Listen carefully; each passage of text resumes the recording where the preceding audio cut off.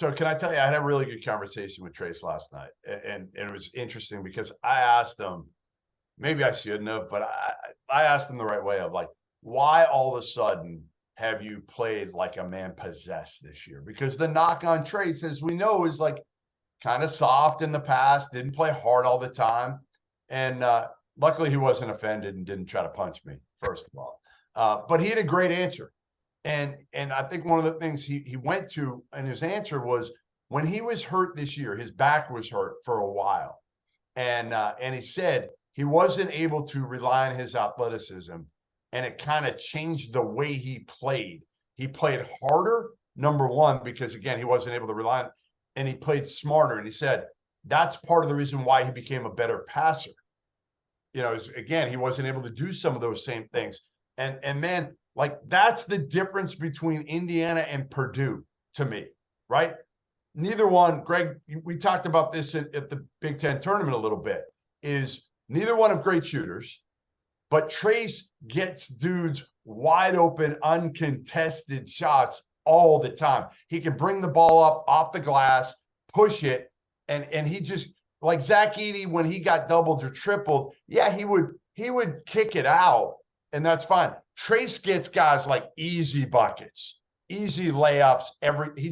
He makes life. And Miller Kopp was saying that he's like, it's so easy playing with him this year.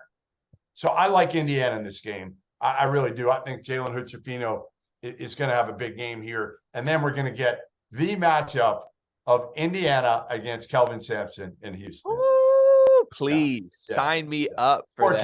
Poor Kelvin. Why poor Kelvin? Because he's going to get all the questions. I think that's poor Indiana. I think Indiana fans are going to be sick after that. They just dealt with this with Rob Senderoff. That's the craziest part. They put Indiana up against first round Rob Senderoff, and then Sweet 16, friggin' Kelvin Sampson. No, they don't ever do this shit on purpose. Yeah, that's brutal. Laval, we got less than a minute left here, but what do you like in that game, Miami, Indiana? Nigel Pack's an Indiana kid. He'll be fired up for that one. He's from Lawrence Central High School here, so he'll be jacked up and ready to go, and he's a good player. The guards, I don't, how will Miami handle Trayce? They haven't. There's nobody like that in the ACC.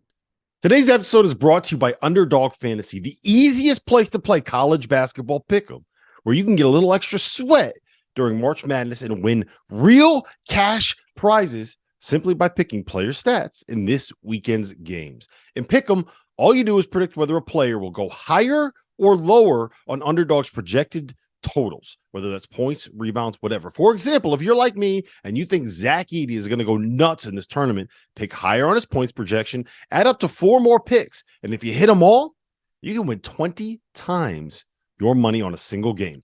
Underdog's slick mobile app is easy enough that dummies like Jeff Goodman have even figured it out. So go to underdogfantasy.com or download the app and use the code FIELD, FIELD, and Underdog will match your deposit up to $100. Now is the time to get in on the madness. So remember, underdogfantasy.com, promo code FIELD. And then what's Miami do with Trayce? Because I don't know if they can play him straight up.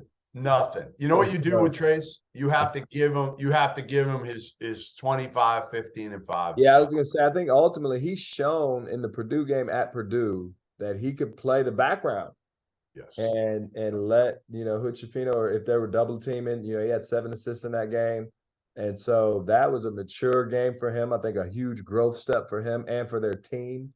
And I know early on, Greg, this was like November, you had Indiana fans firing, shots at me because you had a little pretender going on. The thing they weren't doing back then that they're doing now, they weren't guarding anybody. Like they weren't defending like they are now. They really ramped up their defense. Race Thompson's back, so I think they get him on the glass. Race played the best game of the season for him. Played tremendous in the first round, so I think ultimately they get him on the glass, and the bigs at the rim. Unless Miami just goes crazy from 3, like just makes a ton of. And Norchad, the kid Norchad looks like he's like 6'6.5" in person. Yeah. So I just don't know how he's tough as shit. Unlike Purdue, they could match with small ball. Right. They can move. Trayce is mobile. If they're pressing Trayce, you can throw it to Trayce. He can bring the ball up the court. That's the thing with him now. Like Yeah. he's so tough to guard because he's so athletic. Like I don't think people realize how athletic he is until you see him in person. Like it's insane. Oh, he's one of a kind, the same way that Zach Edey is one of a kind, and how just monstrous he is, right? Like Trayce is that as an athlete. Yes. And when you combine the passing and the rim protection, like How you I feeling don't about know. the Big Ten, Greg? They got 2 chances. They got Michigan State and Indiana. Like, so you got left.